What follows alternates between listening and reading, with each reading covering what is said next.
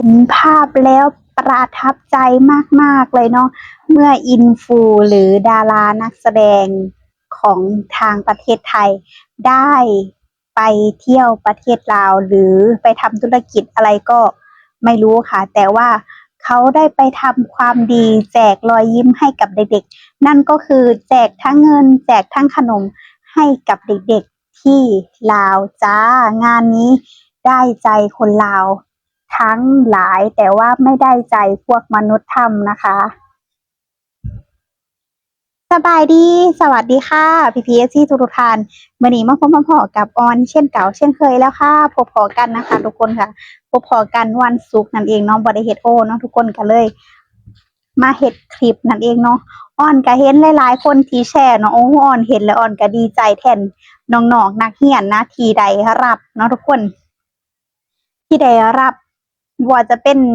ความหักแพงเนาะจากไอดิวเนาะอันก็คือพี่ดิวหรือคันเพิ่นสิเป็นเนี่ยก็คือเป็นอ้ายคนหนึ่งเนาะทั้งหล่อทั้งรวยคือจริงๆอ่ะอ้อนก็เคยติดตามเพิ่นแล้วนะทุกคนอ้อนก็เคยติดตามเพิ่นว่าเหมือนแต่ก่อนเหมือนเธอว่าเอาง่ายคือซอยเกี่ยวกับหยังแบบตอนนั้นน่ะเหมือนเห็นข่าวที่ว่ามันดังๆอยู่เนาะที่ว่าซอยแบบคนหักกันหั้นนะแบบว่าพ่อแม่กีดกันหั้นนะเนาะเพิ่นซอยนะทุกคนตอนนั้นก็เห็นแล้วก็ได้หลายสิ่งหลายอย่างเนาะเพิ่นเป็นเว้าง่ายคือเพิ่นขายเนาะขายของออนไลน์แล้วก็หลายๆอย่างธุรกิจที่เพิ่นเฮ็ดแต่ว่าเพิ่นคือบอกไว้เลยว่าแต่ก่อนเพิ่นก็บอกเลยว่าเพิ่นเป็นคนจนเนาะเพิ่นเป็นคนทุกข์ยากแต่ว่าที่ลืมตาอ้าปากได้ก็เพราะว่าธุรกิจแล้วก็พี่ๆ FC ที่สนับสนุนเพิ่นและปัจจุบันนี้เพิ่นรวยเนาะเพิ่นก็ยังบ่ลืมที่จะบ่ว่าจะแจกให้ทั้งคนไทยนำให้ทั้งถ้าไปลาวก็แจกคนลาวคืออ้อนบอกเลยว่าบ่มีไผกล้าแจกคือเพิ่นดอกเนาะแล้วก็บ่มีไผเฮ็ดคือเพิ่นบ่แม่นสิว่าเอาเงินใส่ห่อแล้วโปรยทานเหมือนโปรยทานเหมือนโปรยให้อิหยังสักอย่างเนาะเพิ่นแจกกับมือนั่นเองเนาะเพิ่นแจกแบบว่าเว้าง่ายก็คือมีแต่แบงค์ร้อยอะแจกคิดเอานั่นน่ะเพิ่นบ่ได้ถือเงินลาวไปเลยเนาะแล้วก็เว้าจ้ากันหูเรื่องกับเด็กๆเนาะคือเว้าเลยว่าผู้ใดไหว้เว้าง่ายคือถ้าไหว้บ่งามก็เพิ่นบ่ให้เด้อเพิ่นสิสอนการไหว้พร้อมเนาะโอ้ยเห็นแล้วก็นี่นะเดี๋ยวเราไปรับชมรับฟังคลิปพร้อมๆกันเลยจ้าสังฆทานรู้จักอ้ายอยู่บ่รู้จักอ้ายบ่โอ้ไอ้คือยังฮะไอ้คือยังไอ้ซื้อดิวอันไอ้ดิวคนเห็นยังเกาะอยู่ใน TikTok บ่เห็นยังเกาะดี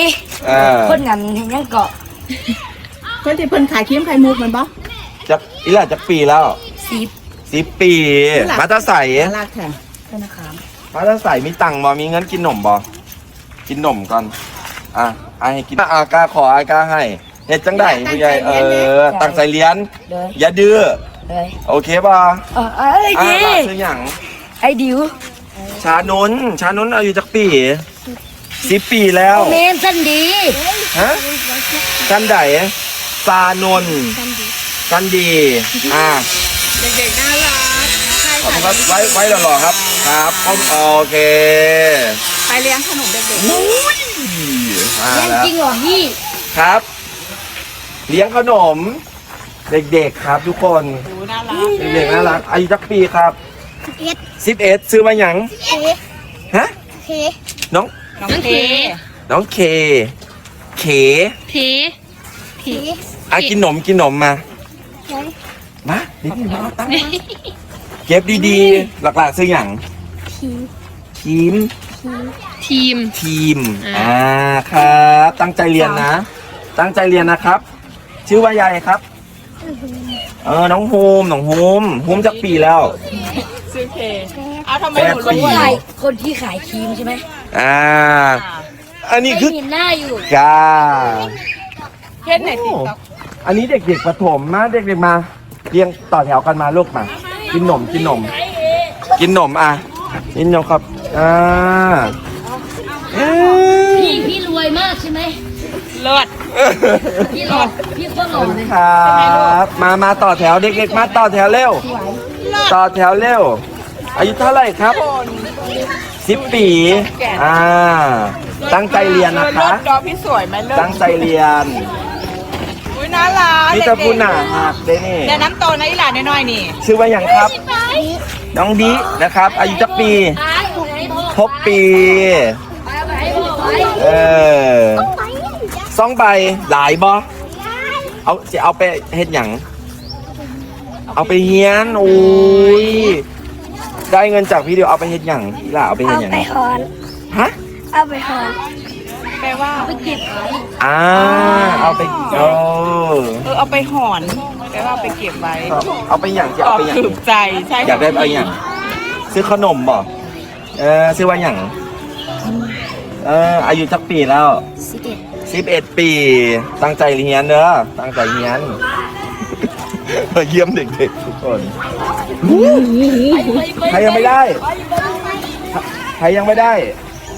ใครยังไม่ แม่จ้าPPFC หลังจากได้รับชมรับฟังเนาะพี่ดิวเพิ่นไปแจกบ่ว่าจะเป็นเงินหรือบ่ว่าจะเป็นขนมเนาะเพิ่นไปแจกเด็กๆหน่อยๆโอ้โหบอกเลยว่าเด็กหน่อยดีใจกันยกใหญ่เลยนะทุกคนบ่ว่าจะเป็นทั้งครูทั้งผอเนาะแบบรู้จักเพิ่นเว้าง่ายคือคนลาวหลายๆคนน่ะก็ยังรู้จักเพิ่นเพราะว่าเพิ่นเล่นเว้าง่ายก็คือเห็นในบ่ว่าจะเป็น Facebook เนาะหรือว่าบ่จะเป็น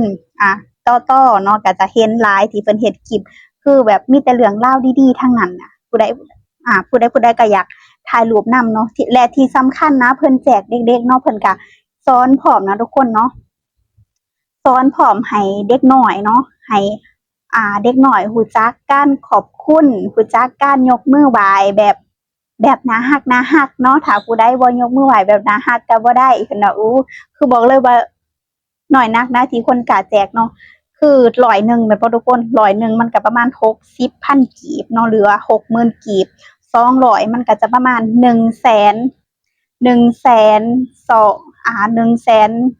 ประมาณ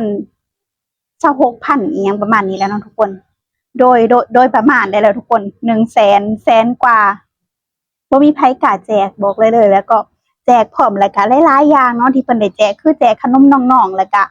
ที่สำคัญก็คือแบบเห็นให้แบบว่าให้เงินแม่ค้าที่ขายขนมอยู่หั้นเนาะ3,000คือบอกเลยเพิ่นว่า2 ล้านกว่าเพิ่นว่าเอาไปเลย3 ล้านโอ้ยใจดีแฮงบ่ว่าจะเป็นแจกนักเรียนหรือว่าบ่ว่าจะเป็นแจกประชาชนลาวเนาะอ้อนก็ต้องเป็นหนึ่งในนั้นก็ต้องขอขอบคุณพี่ดิวหลายๆเด้อจ้าเนาะที่เพิ่นก็ขายครีมนั่นแหละทุกคนเนาะที่เว้าจั่งซั้นคืออ้อนก็เห็นบ่ว่าจะเป็นบางครั้งเนี่ยเพิ่นขายลิปสติกบางครั้งอ้อนจะไปกดเบิ่งกดบ่ทันนะเพิ่นขายดีแรงเด้อทุกคนยอมรับว่ามีผู้สนับสนุนแล้วก็มีแบบหลายๆคนที่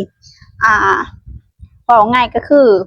เพิ่นเป็นคนใจดีใจบุญเนาะผู้ใดเห็นก็แบบอยากอุดหนุนเนาะเพิ่นเฮ็ดธุรกิจเกี่ยวกับขายครีมขายเครื่องสำอางอิหยังพวกเนี้ยแหละคือหลายๆคนก็เห็นว่าแบบเพิ่นใจทั้งหล่อทั้งรวยทั้งใจดีขนาดเนี้ยผู้ใดเห็นก็บอกเลยว่าทำมาค้าขายบ่ว่าจะเฮ็ดอยู่ไสก็แล้วแต่เนาะมีแต่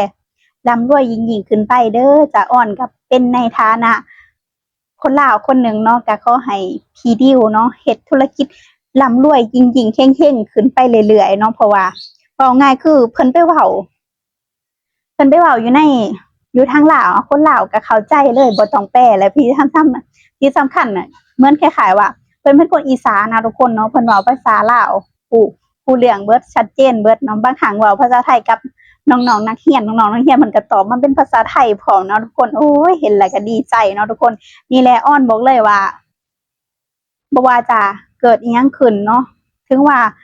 งบางคนเนาะที่จะบ่ฮักคนไทยแต่คนไทยมันก็ยังฮักลาวและก็เอ็นดูลาวเอ็นดูคนลาวสม่ำเสมอทั้งว่าเป็นนักเรียนหรือว่าประชาชนชาวบ้านแม่ค้าชาวขายทั้งหลายเนาะเพิ่นก็ยังแบบเอ็นดูสงสารตลอดนี่แหละอ้อนอยากบอกให้ว่า